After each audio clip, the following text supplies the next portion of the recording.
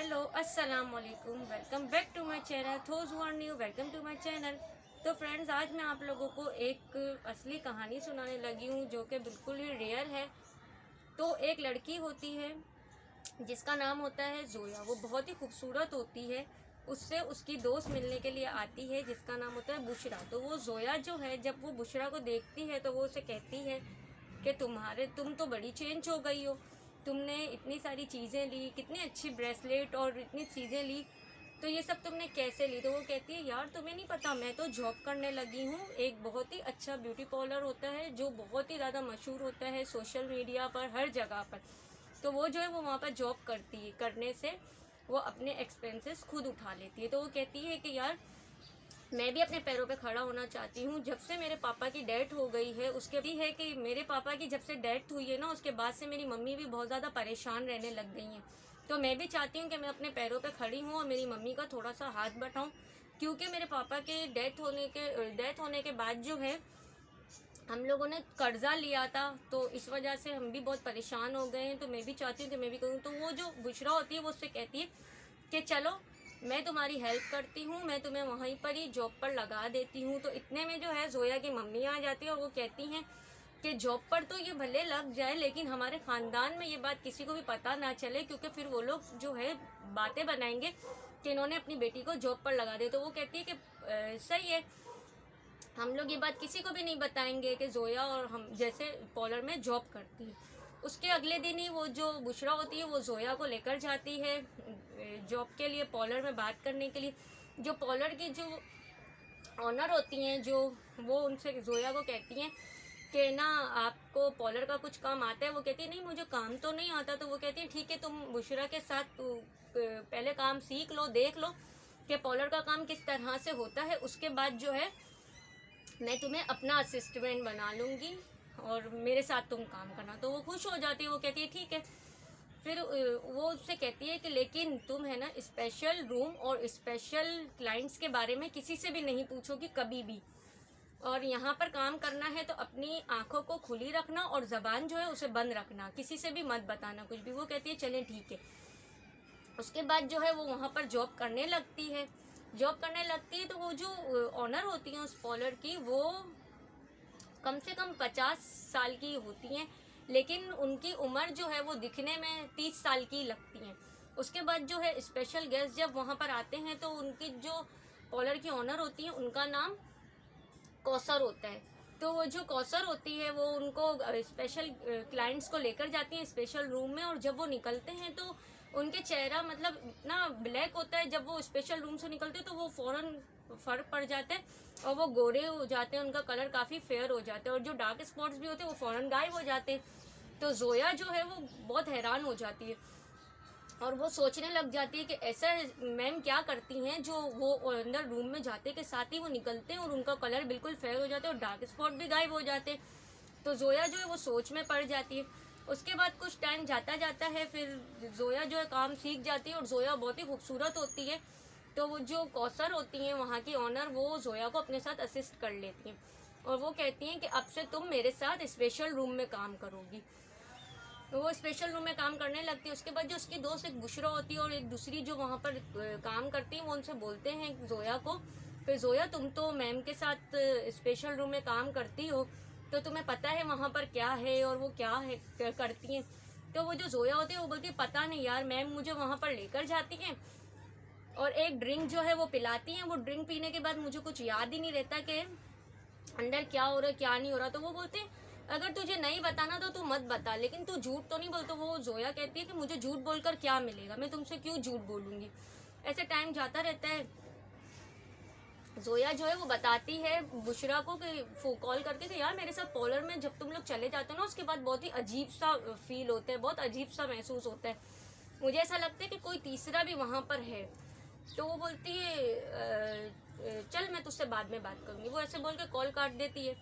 फिर ऐसे टाइम जाता रहता है तो जोया जो है, बुशरा जो है, वो बताती है, कहती है कि यार वो उससे मिलने जाती है जोया से मिलने जाती है। फिर वो उसे बताती है कि ना तू मुझे बोल रही थी कि मुझे बहुत अजीब फील होता है पार्लर में तुम्हारे जाने के बाद। तो वो बोलती है हाँ। तो वो बोलती है तेरे चेहरे को क्या हो गया, तू तो इतनी खूबसूरत थी, तेरा रंग इतना मतलब काला क्यों हो गया और इतने तेरे चेहरे पे दाने क्यों हो गए? बोलती पता नहीं यार। बोलती है हम लोगों के साथ भी यार एक लड़की काम करती थी जिसका नाम गौसिया था, तो वो भी बहुत खूबसूरत थी। टाइम वो भी मैडम के साथ जो है वो स्पेशल रूम में ही काम करती थी, लेकिन वक्त रहते साथ ना वो भी तेरी तरह ही उसका कलर भी काला हो गया था और उसके बहुत दाने हो गए थे, लेकिन वो अपनी और मैम के जो स्पेशल रूम की बातें वो किसी को भी बताती नहीं थी, ना शेयर करती थी। तो वो बोलती अच्छा ऐसा है।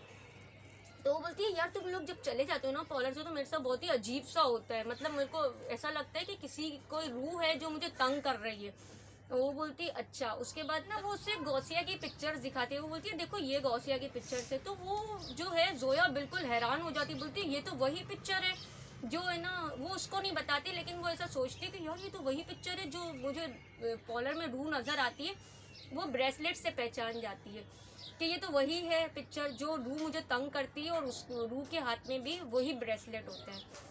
उसके बाद जो है वो अगले दिन बहुत वो हो जाती है। वो बोलती है मुझे पता लगाना ही पड़ेगा कि स्पेशल रूम में ऐसा क्या है।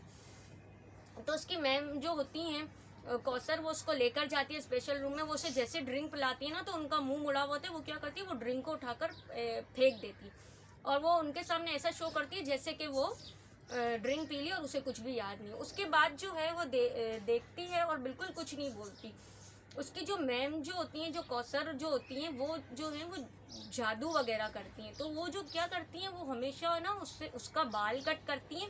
बाल कट करने के बाद जो है वो उनके पास जादू की किताब होती है जिसमें वो जादू करके और उसका बाल उसमें से फिर एक निकलता है भूत।